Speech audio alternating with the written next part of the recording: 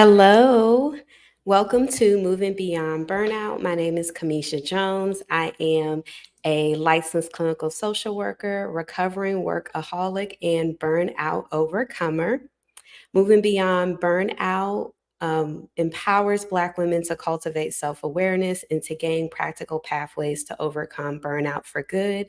If you are joining me for the first time, please like this video. Please subscribe to our YouTube channel and on LinkedIn, and share this video with a woman that you know of who is looking for support and hope with burnout. So today's topic is work-life balance. Whose responsibility is it? So I came across wanting to talk about this topic because when it comes to burnout, one of the main contributors can be struggles or challenges with work life balance.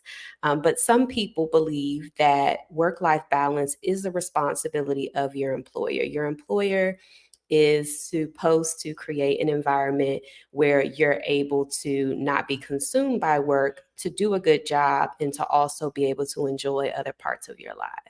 And then there are also a camp of people who believe that burnout is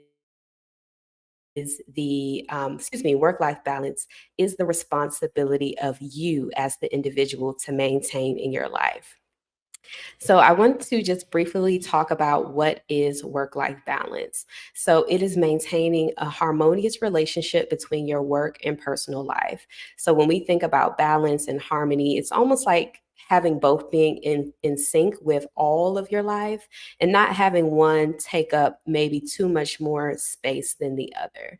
And people often find, especially now, in work environments, that work takes up a lot of time and a lot of space and energy and all these different things. So many people are really, really searching for finding a position or to be able to do work where they have great work life balance. So I'm going to do a reaction to a video. It's about 2 minutes long, and it is from the CEO of JP Morgan Chase. His name is Jamie Dimon. I believe he's been in the position for quite some time, but he went viral with this video about his thoughts about work-life balance and whose responsibility is it. So I'm going to share the video so that you can, see what his position is. And then I'm going to come back and talk about my thoughts about what he shared.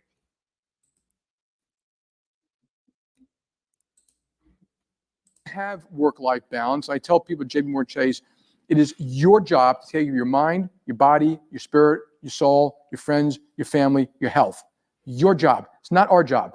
So I think there's a little bit of misunderstanding that some of the companies, now we should do everything we can to help you. I tell people we give you medical, shrinks, Pilates, massages. I mean, we really do try to take care of our people, but I can't make up for you not doing those other things, and you really have to do it yourself. Most people don't work very smart. So first off, work smart. Now, I deal with emails and phone calls generally once. Okay, I have 3 types of reading: very fast, very slow.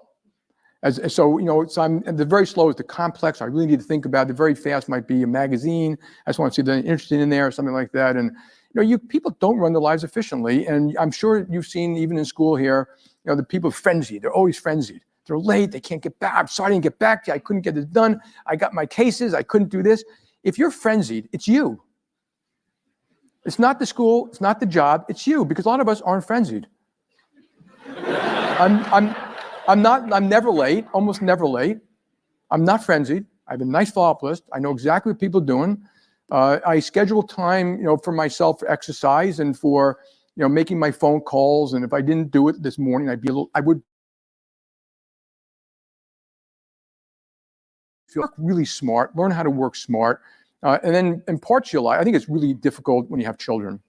That does burn the candle at both ends. My advice to men is you better drop watching every football game and playing golf on both Saturday and Sunday. Do something with your kids. And if you don't, it's neglect.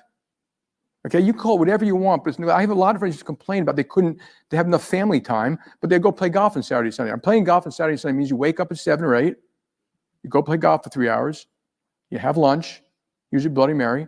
You go home and take a nap. Okay, and then you go to dinner with friends. You should have done something with your family. And so you can do it. And if you're a woman, I think it's even harder. And I think there's some jobs that are really conducive to helping you, and some aren't. And you got to think that through a little bit. And one of the great.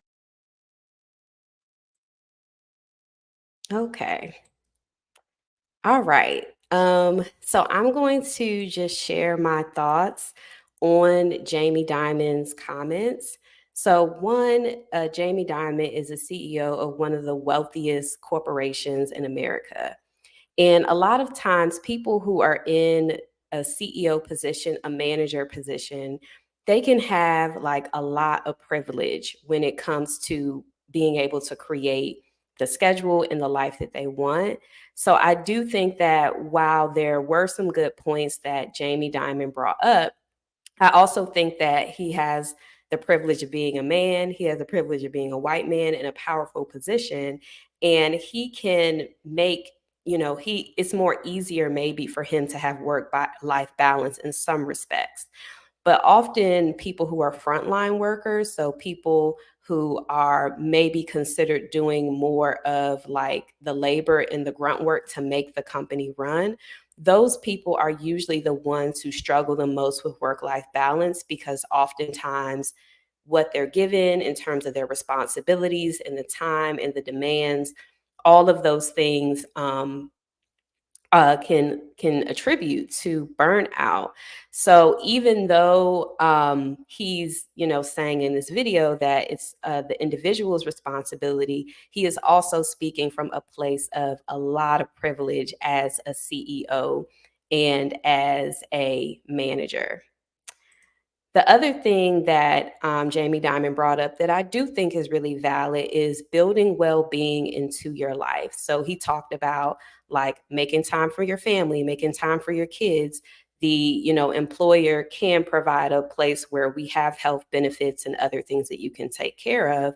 But at the end of the day, he believes that it's the responsibility of the individual to make sure that the well-being, taking care of their medical appointments, their physical health, their mental health, is something that the individual has to already build into their lives as they are in the workplace. And then another interesting thing that Jamie brought up was, particularly in the context of women, was having careers that are conducive to work-life balance, which I think can be a really difficult topic to talk about with women, where, we have more access and opportunity than any, women in previous generations.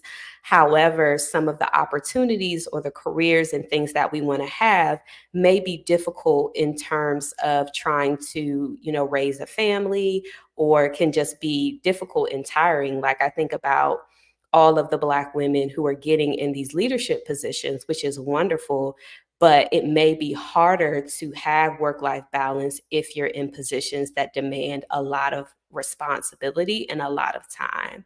So I do think it was interesting that he brought up that careers, like, you may not be able to have it all at once, but you can have parts of it in different time frames in your life. So this was just a quick video I wanted to share with you all in terms of what this person is saying about whose responsibility it is. But I want to briefly talk about, what are some of the things that lead to people experiencing burnout from work. I can tell you that one is just time commitment and intensity of work. So people who are working very long hours, and if they have a large volume of work, definitely can contribute to burnout. I would also say people who are having, just looking at my notes really quick, who have a lot of financial pressures, so that they have to work one job or multiple jobs to maintain themselves financially, can also lead to burnout from work. In addition to the pressure to be available. So some employers, I know specifically in corporate America and in nonprofits, they want you to be available all the time on mornings, weeknights, weekends. And so before you look up, all of your time has gone to work and little of your time has actually gone to yourself. And then the last thing is unclear boundaries. So being able to create those boundaries between your work life and your personal life and maintaining those things. So protecting really your time and protecting how you utilize your time is probably one of the most important things with work life balance, because many people experience burnout from dedicating too much time or the pressure to be available, which takes away from other areas of your life that you want to focus on.